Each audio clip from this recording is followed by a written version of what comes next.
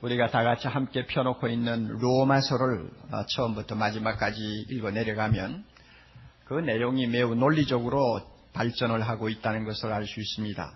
어려운 표현을 쓸 수도 있습니다만은 제가 깨달은 바대로 표현을 한다면 이렇습니다. 우선 제일 처음에는 하나님이 우리를 벌거벗깁니다. 그 다음 단계에 들어가면 하나님께서 우리에게 의의 옷을 입혀주십니다. 또 그 다음 단계에서는 우리를 성령의 사람으로 만드십니다. 그리고 마지막으로는 우리를 하나님의 제단 위에 올려놓는 거룩한 산 제물이 되게 하십니다. 이렇게 성경이 논리적으로 아주 발전을 하고 있어요. 우리가 지난 시간에 함께 생각하면서 깨달은 바대로 18절에서 모든 인간은 하나님의 진노 아래 놓여 있다고 하는 하나님의 선언을 보았습니다. 거룩하신 하나님에게서 진노를 산다는 것은 그 자체가 저주요 죽음이라는 것을 우리는 잘 압니다. 그러면 왜 하나님이 그렇게 진노하실까? 무엇이 그렇게 우리에게 잘못된 것이 많아서 진노하고 계실까? 좀 소상히 알 필요가 있습니다. 하나님은 알려주시지 아니하고 무조건 화만 내시는 분이 아닙니다. 알려주시지 않고 무조건 심판하시는 분이 아닙니다. 그래서 오늘 우리가 읽은 18절 이하부터 3장 20절까지 긴 내용을 통해서 왜 우리가 하나님의 진노 아래 놓여 있는가에 대한 구체적인 대답을 하나님이 하고 계십니다. 한마디로 말하면 인간이 얼마나 더럽고 악하기에 내가 이렇게 너희에게 진노하겠느냐 하는 것을 하나님께서 우리에게 또록또록하게 알아들을 수 있도록 조목조목 들어가면서 설명을 하고 계십니다. 쉬운 말로 표현하면 벌거벗기는 작업이죠. 병원에 가셔서 가끔 들어가기 싫은 방이 하나 있죠. 그게 엑스레이를 찍는 방입니다. 그 뭔가 이상한 병이 몸에 있을지 모른다는 기우에 의해서 그 방에 들어가는 것을 다 좋아하지 않습니다. 그런데 경우에 따라 다릅니다만은 어떤 때는 엑스레이를 촬영하는 기사로부터 이상한 소리를 듣습니다. 속옷까지 다 벗어요. 굉장히 기분 나쁜 소리입니다. 그래도 아무 말 못하고 명령대로 따를 수밖에 없는 것이 어떻게 하든지 내 몸에 이상이 있나 없나 무엇이 잘못됐나 안 됐나 하는 것을 세밀히 찾아야 되니까 벗으라니 벗어야지 별 도리가 없죠. 벌거벗겨 놓습니다. 하나님이 지금 그렇게 하시는 거예요. 벌거벗겨 놓아요. 오늘 우리가 읽은 본문도 우리를 벌거벗기는 내용입니다. 아마 이 자리에 계시는 분들 가운데서는 내가 이제 예수 믿고 하나님의 자녀가 되었는데 여기에 나오는 내용이 내하고 무슨 상관이 있어 하고 스스로 자위하고 계시는지도 모릅니다. 그러나 믿고 안 믿고를 떠나서 우리가 자연인의 자리로 다시 되돌아가 본래 우리 모습이 어떠했는가를 다시 한번 또록또록하게 직시하는 것은 대단히 중요합니다. 우리는 하나님 앞에 나올 때마다 입버릇처럼 주여 나는 죄인입니다 하는 말 잘합니다. 그러나 우리 중에 과연 자신이 얼마나 무섭고 더러운 죄인이었는가를 현미경을 가지고 보듯이 세밀히 보고 나는 죄인이라고 말하는 사람이 몇 사람이나 되겠느냐 말입니다. 그렇기 때문에 이런 말씀을 통해서 자신에 대한 정직한 지식을 얻는다는 것은 우리가 그리스도 앞으로 더 가까이 나아가기 위해서도 대단히 필수적인 것이라는 것을 기억해 두셔야 합니다. 사람이 하나님의 진노를 피할 수 없는 죄 중에 가장 첫 번째로 나오는 죄가 18절 중간에 묘한 말로 표현이 되어 있습니다. 모든 경건치 않음이라는 죄입니다. 무슨 뜻이에요? 모든 경건치 않음. 이것을 좀 더 실감나게 바꾸면 아주 불경건한 것 하는 말로 쓸 수 있습니다. 아주 불경건한 것. 그래서 아주 불경건한 죄에 대한 항목, 죄에 대한 본질, 그리고 그 내용을 25절까지 세밀하게 증명해 주고 있습니다. 무슨 말씀인지 아시겠죠? 하나님의 진노를 받아야 될 근본적인 죄가 있는데 모든 경건치 않는 죄라고 그랬어요. 다른 말로 바꾸면 뭐라고요? 아주 불경건한 것. 그 죄에 대한 설명이 어디까지 있다고요? 25절까지 일단 나오고 있습니다. 그걸 여러분이 알고 들으셔야 됩니다. 경건하다, 경건하지 않다 하고 말할 때 이 경건이라는 의미를 알고 있어야 합니다. 경건은 하나님을 경외하고 사랑하는 신앙심을 의미합니다.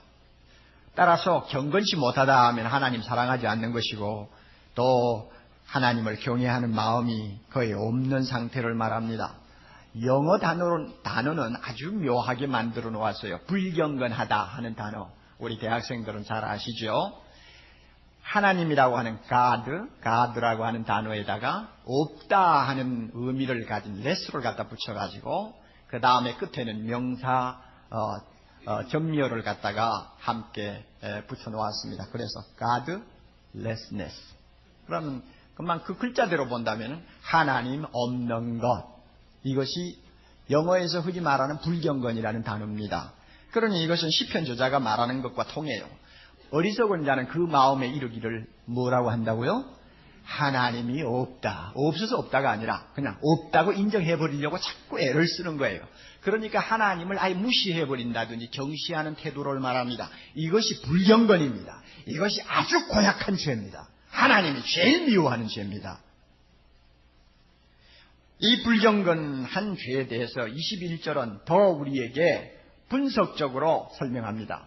21절 성경을 보세요. 보셔야 돼요. 듣기만 하면 안 돼요. 하나님을 알되 그 다음에 다 같이 하나님으로 영화롭게도 아니하며 감사하지도 아니하고 바로 이게 문제예요.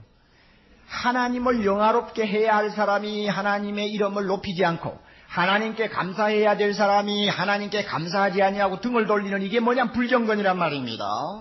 하나님을 아주 우습게 생각하는 거예요. 그리고 이 죄가 특별히 고약한 이유가 있어요. 그것이 21절 제일 먼저 나오는 말입니다. 하나님을 알 때에 알면서 그렇게 고약한 짓을 한단 말이에요. 하나님이 계시는 줄도 알아요. 하나님이 어떤 분인가도 약간은 알아요. 알면서도 하나님에게 경배와 찬양을 돌리는 것은 싫어하는 것입니다. 그래서 마음으로 배척해버려요. 여러분 우리가 상식적으로 아는 이야기입니다만은 몰라서 한 짓은 비록 잘못해도 나쁘다고 말을 하기가 어렵습니다. 그렇죠? 그리고 같은 죄라도 몰라서 짓는 죄하고 알고 짓는 죄는 좀 성격이 다를 것 같아요. 옛날에 우리 어머니가 날마다 교회 가서 기도하실 때 주여 알고 지은 죄를 용서하옵소서 하고 우는 걸 자주 보았는데 그 알고 짓는 것은 고약한 죄입니다. 그런데 모르고 짓는 것은 알고 짓는 죄에 비해서는 좀 아무래도 성격이 다르죠. 그래서 예수님도 이것을 인정하셨어요. 누가복음 12장 47절 보면 주인의 뜻을 알고도 예비치 아니하고 그 뜻대로 행치 아니한 종은 많이 맞을 것이요. 알지 못하고 맞을 일을 행한 종은 어떻게 될까요? 적게 맞으리라. 좀 다 차이가 있어요. 어떤 청년이 호적상 무엇이 기록이 잘못돼가지고 그것을 좀 바꾸려고 하니까 재판을 해야 된다고 했습니다. 그래서 재판소에 가서 이제 재판을 청구했습니다. 그래가지고 이제 재판을 받아서 호적을 수정하는데 나중에 재판 기록을 보니까 무엇이라고 쓰여 있느냐 하면 이 사람은 원래 무식해서 이런 실수를 했습니다 하고 쓰여 있단 말이에요. 그럼 그 사람이 진짜 무식하냐? 아니요, 대학원까지 나온 사람이라 말이에요. 대학원까지 나온 사람이 원래 무식해서 호적을 기록상 잘못 썼다 이렇게 했단 말이에요. 그래도 이 대학원 나온 사람이 아무 말도 못하고 서 있는 이유가 그렇게 몰라서 했다고 해야 재판상 그것이 통하고 그래서 호적을 고칠 수 있기 때문에 가만히 있어야 됐습니다. 알고 그랬다면 공문서 위조가 되죠. 하나님을 차라리 모르고 그를 영화롭게 하지 않았다면 하나님도 우리를 더 불쌍히 여기실지 모릅니다. 그런데 알면서 그렇게 하니까 그것이 하나님을 더 진노케 하는 것이요. 고약한 죄가 되는 것입니다. 그렇다면 중요한 질문이 이제 자연히 우리 마음속에 떠오르게 됩니다. 사람이 정말 하나님을 아는가 하는 내용입니다. 정말 하나님을 사람이 알고 있나? 일반적으로 하는 이야기예요. 인간이 하나님을 아신다고 봅니까? 이 문제를 가지고 신학자들은 장기간 동안 불꽃 튀는 논쟁을 벌린 일도 있습니다. 가장 유명한 논쟁이 칼 바르트와 브루너라는 두 신학자 사이에 일어난 논쟁이었습니다. 칼 바르트는 인간은 워낙 그 마음이 타락하고 썩었기 때문에 하나님을 알려고 해야 알 수가 없다고 아예 부정해버렸고, 브루너는 거기에 대해서 아니다, 인간이 아무리 부패했다 할지라도 하나님을 아는 지식은 그 마음에 있다고 주장을 했습니다. 우리는 이런 신학자들의 말에 귀를 기울이는 것도 도움이 되겠지만은 가장 중요한 것은 하나님이 무엇이라고 하시느냐, 우리를 만드시고 우리의 마음을 아시고 우리의 속을 깨뚫어 보시는 하나님이 뭐라고 하시느냐, 이것이 중요합니다. 하나님이 뭐라고 하세요? 자, 19절 20절이 그 대답입니다. 19절, 이는 하나님을 알만한 것이 저의 속에 보임이라. 하나님께서 이를 저희에게 보이셨느니라. 이것을 간단하게 요약하면 인간은 본능적으로 하나님을 아는 지식을 갖고 있다 하는 이야기입니다.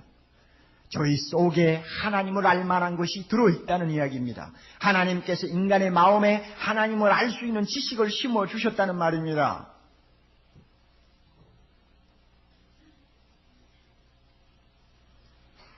신학자들의 말을 그대로 인용한다면 하나님께서는 사람을 만드실 때에 그의 위엄을 어느 정도 깨달을 수 있는 이해력을 심어주셨다는 것입니다. 칼빈 같은 사람은 아주 아름다운 묘사를 했어요. 하나님에 대한 이 지식, 이 기억을 날마다 새롭게 하기 위해 우리 하나님은 계속해서 신선한 물방울을 또 우리 마음에 떨어뜨려 주신다. 그래서 신선한 물방울이 떨어질 때마다 하나님이 계시는구나 하는 것을 우리 본성으로 알게 만들어 주신다고 그랬어요. 이런 의미에서 하나님이 계시는 것을 알지 못하는 미개한 국민이나 야만인은 이 세상에 존재하지 못합니다. 짐승과 다를 바 거의 없는 미개인이라 할지라도 신을 찾는 종교의 씨앗은 다 가지고 있습니다. 어느 나라, 어느 부족, 어느 국민치고 종교가 없는 나라도 없고 도시도 없고 부족도 없습니다. 그래서 칼빈의 말을 다시 인용합니다. 하나님의 계심을 아는 의식, 이 의식은 인간의 골수에까지 깊이 박혀 있어서 그것을 지워버리는 것은 불가능한 일이며 차라리 자기의 천성을 바꾸는 편이 훨씬 더 쉬울지 모르겠다 하는 말을 했습니다. 어린아이가 세상에 태어나면 얼마 지나지 않아서 본능적으로 아빠를 찾고 엄마를 찾습니다. 우리는 하나님의 자녀이기 때문에 본능적으로 하나님을 아는 지식이 우리 마음에 있어요. 그 말씀이 19절 내용입니다. 본능적으로, 본성으로 하나님을 아는 지식이 있다. 그 다음에 두 번째로 20절입니다. 창세로부터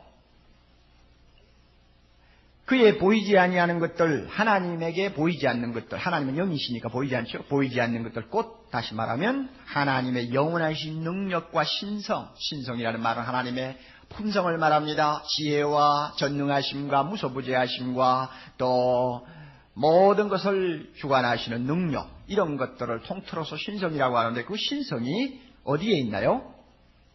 어디에 나타나 있어요?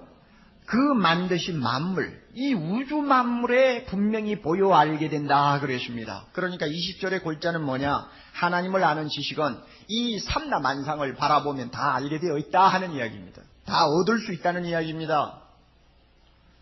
하나님께서는 모든 창조물 위에 자기 영광을 보여줄 수 있는 명백한 표적을 새겨 놓으셨습니다. 그것은 너무나 뚜렷하고 확실하기 때문에 아무리 무식하고 둔한 사람이라도 못 보았다거나 몰랐다는 구실을 내세울 수가 없게 되어 있습니다. 시편 104편을 기록한 저자는 하나님께서 옷을 입음같이 빛을 입으셨다는 아주 문학적인 표현을 했습니다. 무슨 뜻입니까? 이 우주에 하나님이 만드신 빛이 가득합니다. 그 빛이 있는 곳에는 우리는 누구를 볼 수 있느냐? 하나님을 볼 수 있다는 말입니다. 마치 하나님께서 이 우주에 가득한 빛으로 화려한 복장을 만들어 입으시고 자기의 영광스러운 훈장들을 가슴에 다시고 우리 앞에 서 계시는 것 같은 모습을 우리가 아무리 거부할래야 거부할 수 없다고 말입니다. 안 볼래야 안 볼 수 없다는 말입니다. 모른다고 고개를 돌릴래야 돌리는 곳마다 하나님이 계시는 걸 안 볼 수가 없다는 말입니다. 이 우주 삼라만상이 다 그렇다고 말입니다. 하나님이 계신다는 걸 보여주는 우리의 교과서요, 하나님의 신성을 보여주는 거울이요, 우리의 무지를 깨우쳐주는 선생이라 그 말입니다.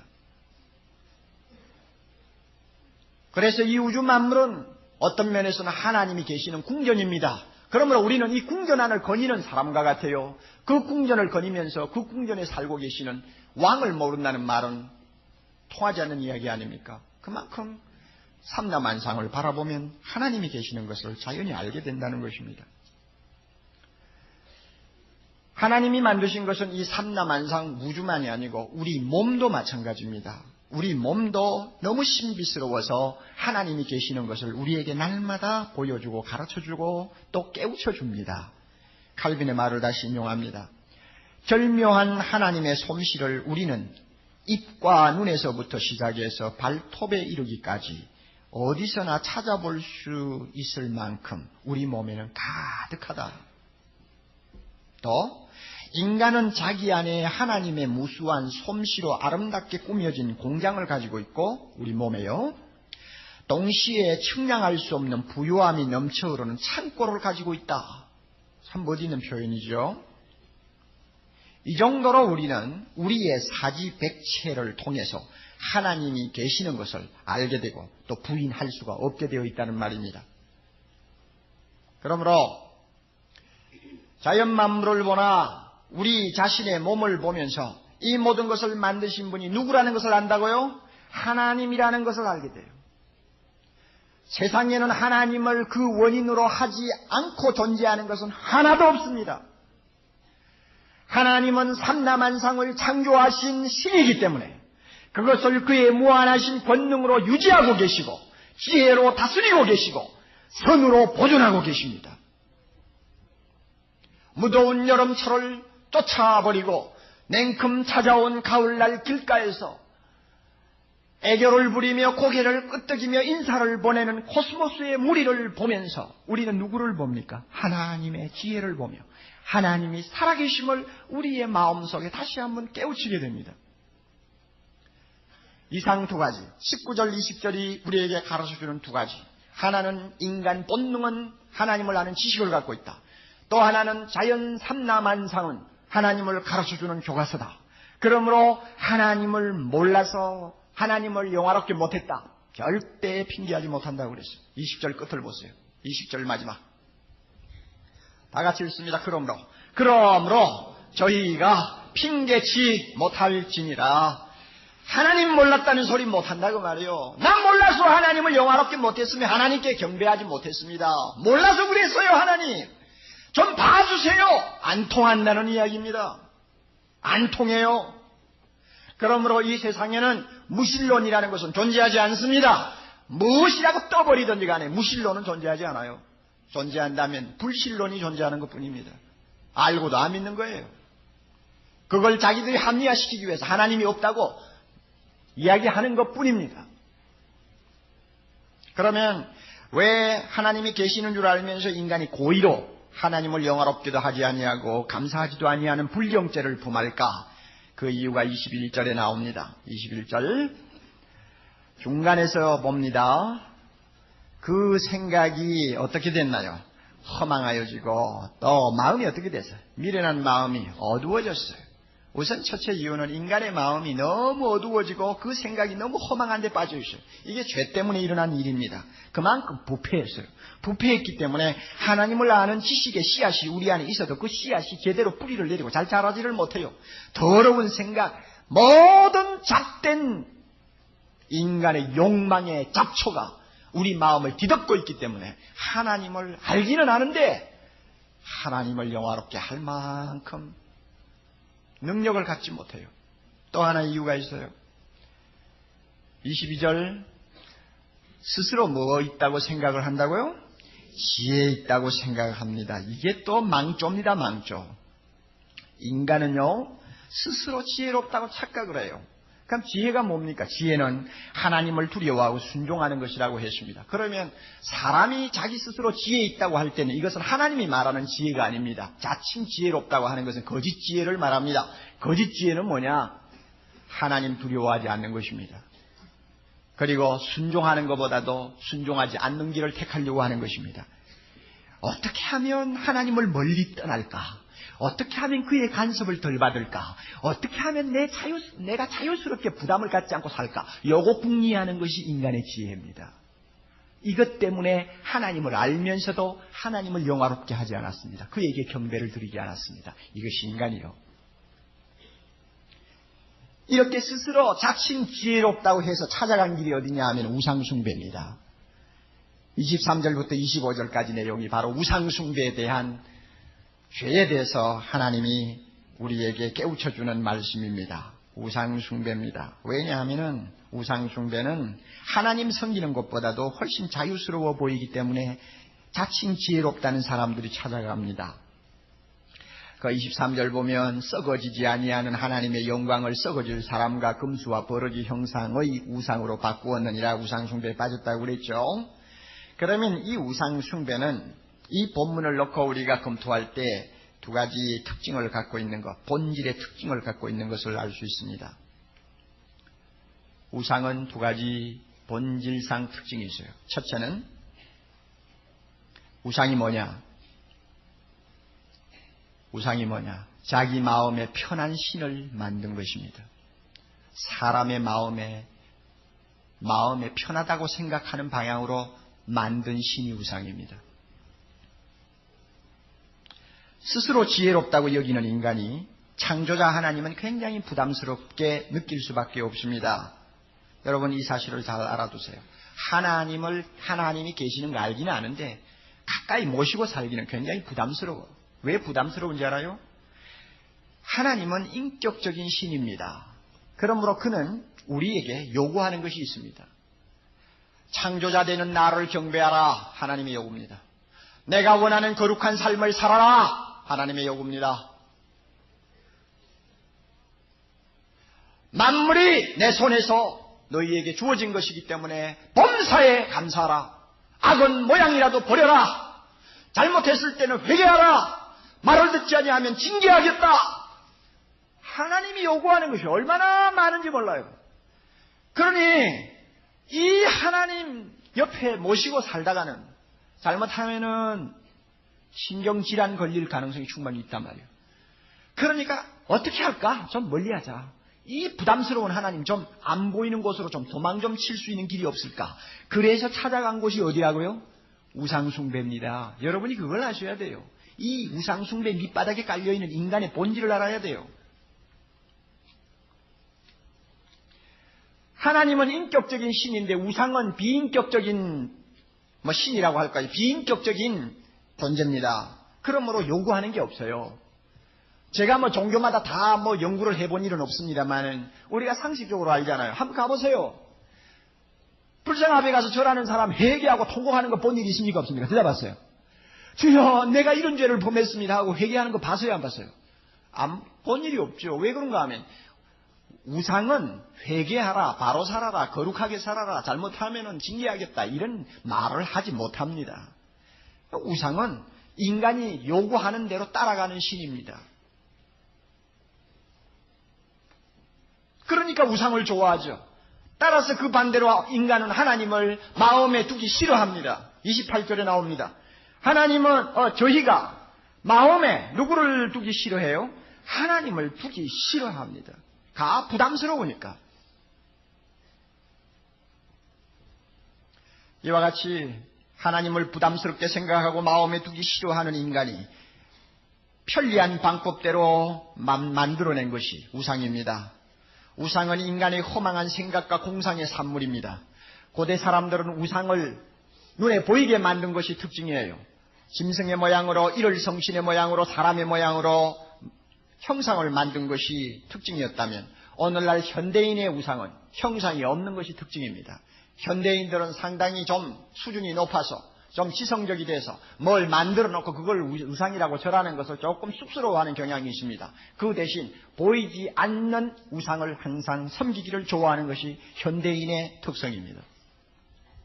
그러나 분명한 것은 자기가 섬기기에 편리한 신을 만들었다는 것, 이것입니다. 두 번째로 우상숭배 안에 감추어진 본질상의 특징 있는데, 그것은 뭐냐면 마음의 정욕을 충족시키기 위한 방편이라는 것입니다.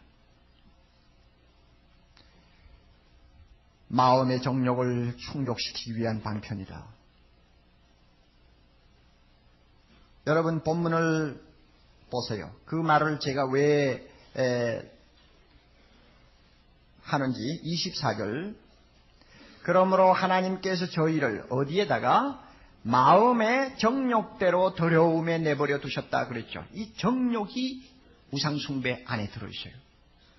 정욕이라는 말은 쾌락을 추구하는 노력을 말합니다. 특히 금지된 쾌락에 대한 격렬한 욕망입니다. 이 말을 여러분이 잘 담아두세요. 금지된 쾌락에 대한 마음의 욕망. 하나님이 하지 말라 하는 것을 악착같이 하고 싶어하고 그것을 함으로써 은근히 즐기는 것을 이야기합니다. 이게 정욕이요. 하라는 것은 하지 않고 하지 말라는 것은 은근히 하고 싶어서 그것을 하는 데서 몰래 즐기는 것이 정욕이요. 몰래 먹는 떡이 어떻다고요? 더 맛있다고. 하나님이 하지 말라는 것을 할 때 더 쾌감이 있어요. 그래서 남자가 정상을 벗어나서 여자들과 관계를 하게 되고 자식들이 정상을 벗어나서 제멋대로 행동하게 되는 이유가 뭐냐 하면 금지된 쾌락을 추구하는 무서운 욕심이 그 마음속에 있기 때문에 그렇습니다. 우상숭배에는 하나님이 하지 말라고 하는 것을 하기를 좋아하는 이 정욕이 그 뿌리에 있어요. 그래서 우상 앞에 간 사람들은 항상 자기 마음의 어떤 욕구를 채우기 위해서 달라 하는 게 있습니다. 뭐 달라고 합니까? 복 달라 이거밖에 없어요. 이것을 위해서 우상이 필요한 거예요.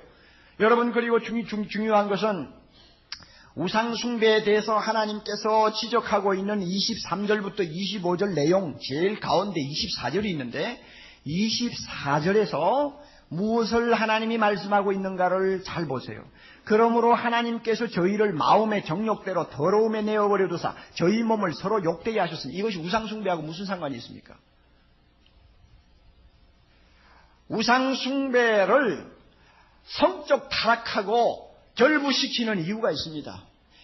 고대 우상숭배하는 종교를 보나 오늘날 현대 종교를 보나 이 우상숭배의 본질이 인간 자기의 어떤 욕망을 충족시키는 데다가 그 목적을 두고 있기 때문에 우상숭배를 하면 할수록 결국 어떤 함정으로 빠지느냐, 자기의 쾌락을 추구하는 함정으로 빠지게 됩니다. 그래서 여기에 성적으로 타락하는 죄를 우상숭배하는 문제와 결부시켜 놓았다는 말입니다.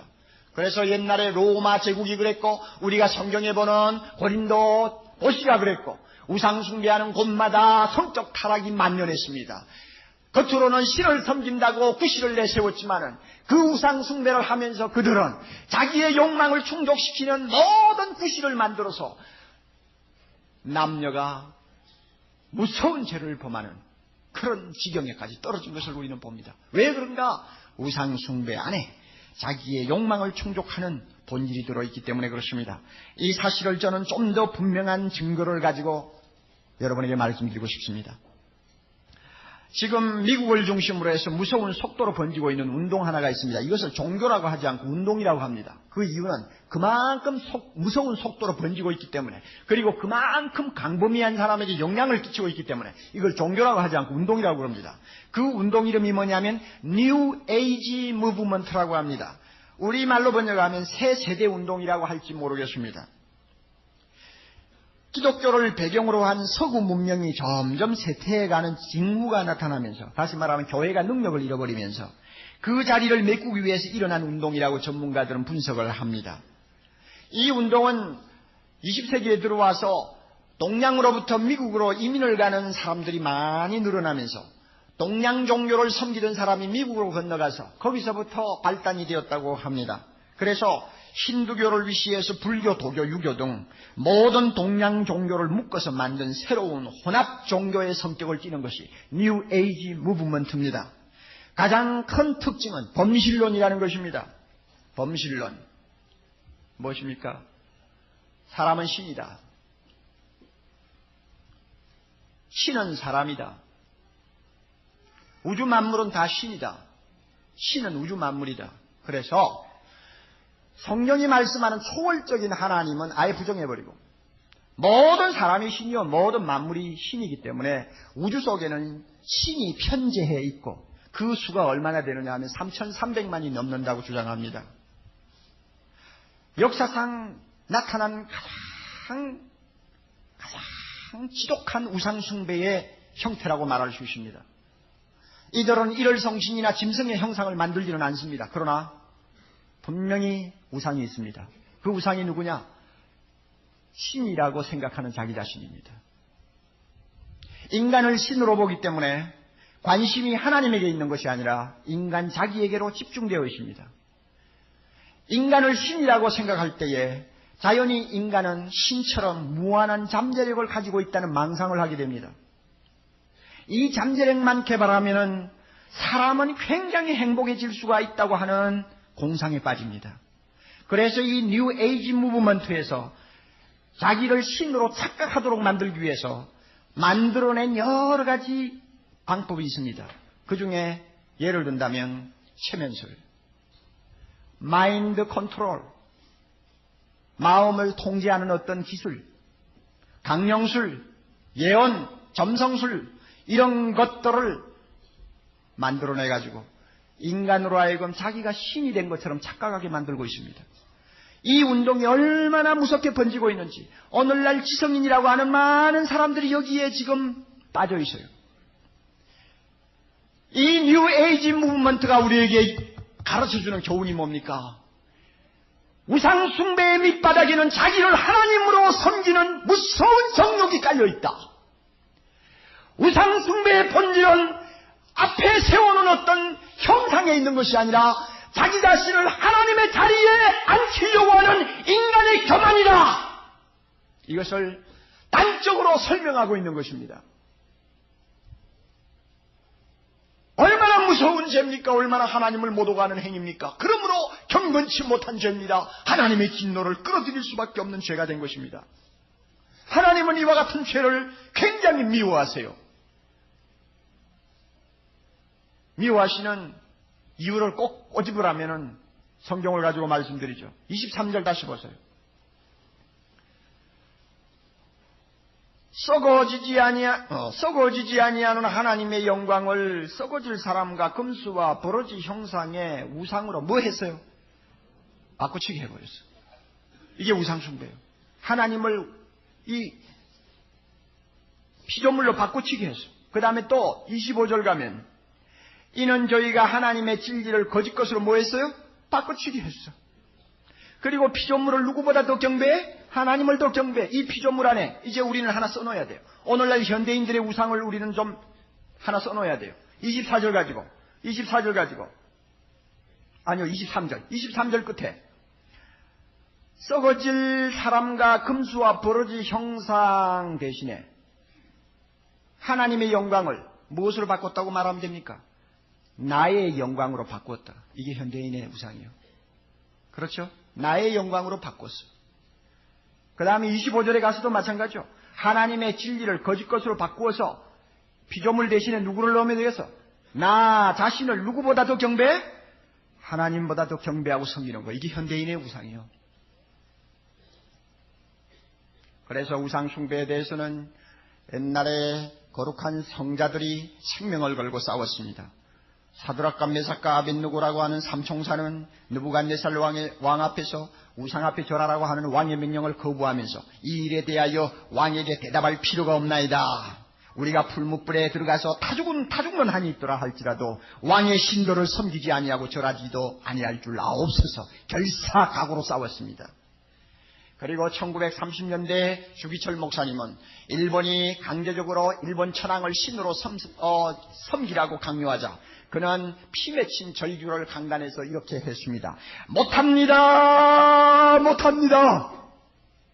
그리스도의 신부는, 예수 믿는 사람은 다른 신에게 정절을 깨뜨리지 못합니다.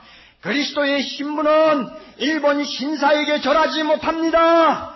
드리리다 드리리다 이 목숨이나마 주님께 드리리다. 정절을 깨뜨리지 못한다고 그는 피 맺힌 절규를 하다가 감옥에 끌려가서 6년 동안 고생하면서 갖가지 잔인한 고문을 당하는 중에 순교하고 말았습니다. 왜? 우상 숭배 안에는 하나님을 부담스럽게 여기고 쉬운 길로 빠져들어가려고 하는 인간의 장깨가 그 안에 들어있고, 인간 밑바닥에 깔려있는 금지된 쾌락을 추구하는 무서운 정욕을 그 밑바탕에 깔고 있는 것이 우상 숭배요. 그 결과 하나님 자리에 자기 자신을 앉혀놓는 것이기 때문에 못합니다. 못합니다. 하나님의 자녀 그리스도의 신부는 정절을 깨뜨리지 못합니다. 절하지 못합니다. 그렇게 절규하면서 생명을 내대고 투쟁하다가 죽는다 그 말입니다. 사랑하는 형제자매 여러분, 우리는 오늘 이 말씀 앞에서 우리가 예수 믿기 이전에 본래의 모습이 어떠했는가를 적나라하게 보게 됩니다. 만일 우리가 지금까지 예수를 모르고 살았다면 어떻게 살았을까요? 어떤 사람이 되었을까요? 마음에 하나님 두기를 좋아할까요? 천만에요. 알기는 알면서도 하나님을 영화롭게 하려고 할까요? 천만에요. 하나님께 감사하는 사람이 될까요? 천만에요. 하나님을 안다고 해도 하나님께 경배하는 것보다도 그 부담스러운 하나님 가급적이면 멀리 좀 빼놓고 내 자유스럽게 살 수 있는 어떤 길을 찾느라고 자기 지혜를 짜는 아주 우스운 존재, 아주 더러운 존재가 되어버렸을 것이 틀림이 없을 것입니다. 좀 더 내 욕심대로 살 수 있는 길이 없을까? 내가 하나님처럼 대접을 받을 수 있는 길이 없을까? 분명히 그와 같은 생각에 빠져서 오늘날까지 인생을 살아왔을 것이 틀림이 없습니다. 자기 자신을 하나님처럼 치켜 세우고 마음에 하나님 대신에 자기를 신으로 모시고 나만을 위해서 사는 불쌍한 존재가 되었을지 모릅니다. 어떤 글을 보니까 당신이 정말 비참한 인생을 살고 싶으냐? 비결을 가르쳐 주겠다. 그래서 그 비결이 뭐냐? 그 글에서 이렇게 비결을 가르쳐 주고 있어요. 제가 읽어드릴게 잘 기억하세요. 비참한 인생을 살고 싶은 거. 자, 비결입니다. 그러면 비참한 인생을 살고 싶지 않으면 안 들어도 돼요. 그러나 비참한 인생을 살고 싶으면 들으세요. 자, 비결이요. 너 자신에 관해서만 생각하라. 아멘. 그 다음에 너 자신에 관해서만 이야기해라. 아멘. 가능한 한 나, 아이라는 말만 사용해라. 아멘. 칭찬받기를 기대하라. 아멘. 지나치도록 당신 자신을 사랑하라. 아멘. 철저히 이기적인 사람이 되라. 아멘. 그러면 어떤 사람이 된다고요? 비참한 사람이 된다. 여러분, 우리가 예수 믿지 않았으면 이런 사람 안 될까요? 하나님 몰랐다면 이렇게 되지 않았을까요? 오늘날 우리 주변에는 이와 같은 더러운 우상 숭배에 빠져서 하나님을 영화롭게 하지 않냐고 경건치 못한 죄악을 범하는 사람들이 너무나 많습니다. 그들을 그리스도 앞으로 인도해야 합니다. 그들을 인도하기 위해서 우리는 대학성 전도 집회를 준비하고 있습니다. 그리고 오늘 이 자리에 나와서 하나님께 예배는 드리지만은 아직도 여러분의 마음속에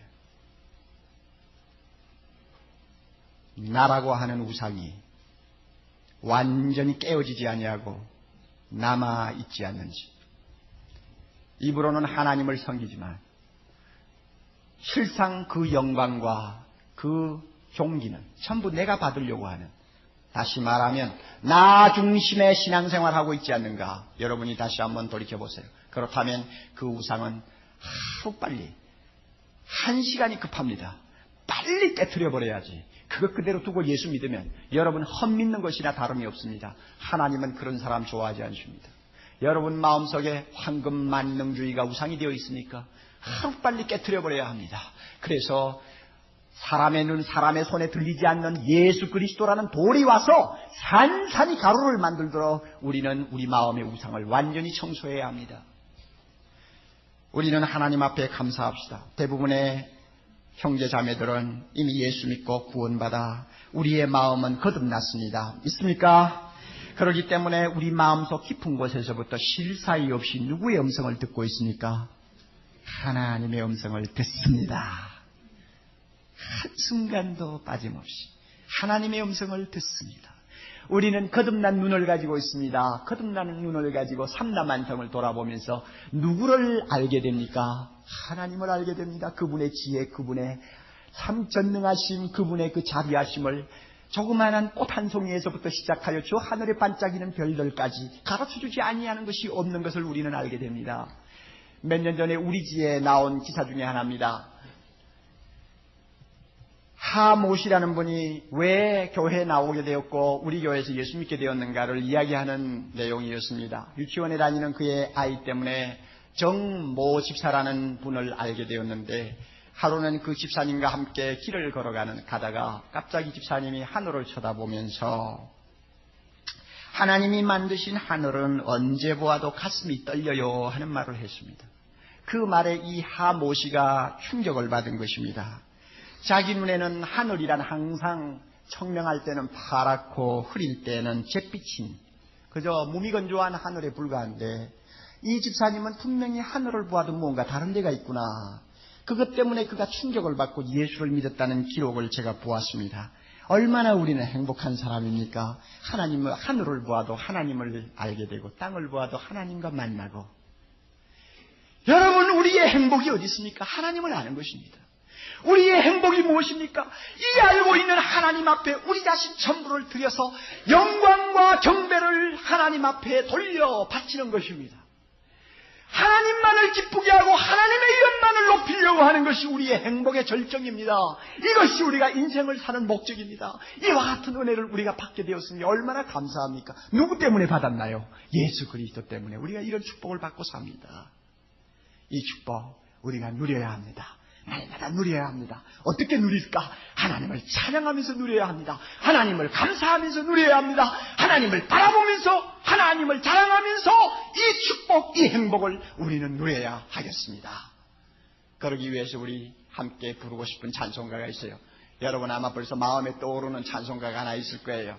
주 하나님 지으신 모든 만물 40장이죠. 1절 2절 우리 먼저 한번 불러봅니다. 1절 2절 40장 1절 2절 참 얼마나 아름다운 가사인지 몰라요. 하나님이 계심을 자연 만물을 통해서 우리가 항상 바라볼 수 있다는 이 축복은 예수 그리스도를 믿고 구원받은 성도들만이 갖는 특권입니다.